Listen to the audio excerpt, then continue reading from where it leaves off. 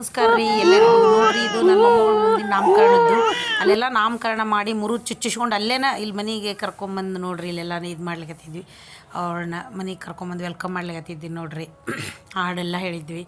ಸ್ವಾಗತ ನಿಮಗೆ, ವಂದನೆ ನಿಮಗೆ, ಸಂಭ್ರಮ ಸಂತೋಷ ನಿಮಗೆ, ಈ ಶುಭಗಳಿಗೆ ನೆನಪಲ್ಲಿ ಇರಲೆಂದು ಹೂವಾಗಿ ಹೀಗೆ ಅಂತಂದೆಲ್ಲ ಹಾಡು ಹೇಳಿ ಅದನ್ನೆಲ್ಲನೂ ಮಾಡಿದ್ವಿ. ಆಮೇಲೆ ಹೆಸರಂದು ನಿಮಗೆ ಹೇಳಿಲ್ಲ ನಾನು. ನನ್ನ ಮೊಮ್ಮಗಳ ಹೆಸರನ್ನು ಅದ್ರಿಜಾ ಅಂತಂದು ನಾಮಕರಣ ಮಾಡಿತ್ತು ನೋಡ್ರಿ. ಹೆಸರಿಟ್ಟಿದ್ವಿ.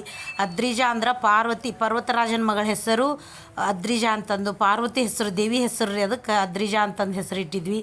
ಇಲ್ಲೆಲ್ಲನೂ ಒಳಗಡೆ ಕರ್ಕೊಂಬರ್ಲಿಕ್ಕತ್ತಿದ್ದು ನೋಡ್ರಿ. ಅವಳು ನನ್ನ ಮಗಳು ಅಳಿಯ ಎಲ್ಲರೂ ಅವಾಗ ಒಳಗೆ ಬಂದಮೇಲೆ ಅವ್ರಿಗೆಲ್ಲನೂ ಕತ್ಲಾರ್ತಿ ಮಾಡಿ ಅವ್ರನ್ನ ವೆಲ್ಕಮ್ ಮಾಡ್ಕೊಂಡ್ವಿ.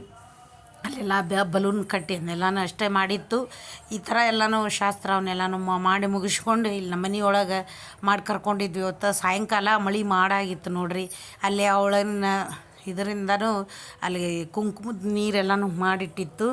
ಅಲ್ಲಿ ಅವಳ ಪಾದದಲ್ಲಿ ಇದನ್ನು ಮಾಡಿ ಪೇಪರ್ ಮೇಲೆ ಅವಳ ಕಾಲನ್ನು ಉರಿಸಿ ಅದನ್ನೆಲ್ಲನೂ ಈ ಥರ ನನ್ನ ಚಿಕ್ಕ ಮಗಳೆಲ್ಲನೂ ರೆಡಿ ಮಾಡಿದ್ಲು ನೋಡಿ ಡೆಕೋರೇಷನ್. ಆಮೇಲೆ ನಮ್ಮ ಮನೆ ಮೇಲೆ ಒಬ್ಬರು ಇವರಿದ್ದರು, ಅವರು ನಮ್ಮ ಸಿಸ್ಟರ್ ಆಗ್ಬೇಕು, ಅವರು ರೆಡಿ ಮಾಡಿದ್ರು ನೋಡ್ರಿ.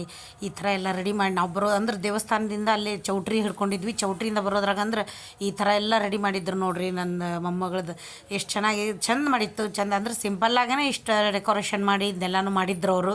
ಚಲೋ ಆಗಿತ್ತು. ಮಾಡಿ ಮುಗಿಸಿದ್ವಿ ನಾವು. ಚಲೋ ಆಯ್ತು. ಆದ್ರೆ ಅವತ್ತು ಅವಳು ಸ್ವಲ್ಪ ಕಿರಿಕಿರಿ ಮಾಡ್ಲಿಕತ್ತಿದ್ಲು ನೋಡ್ರಿ.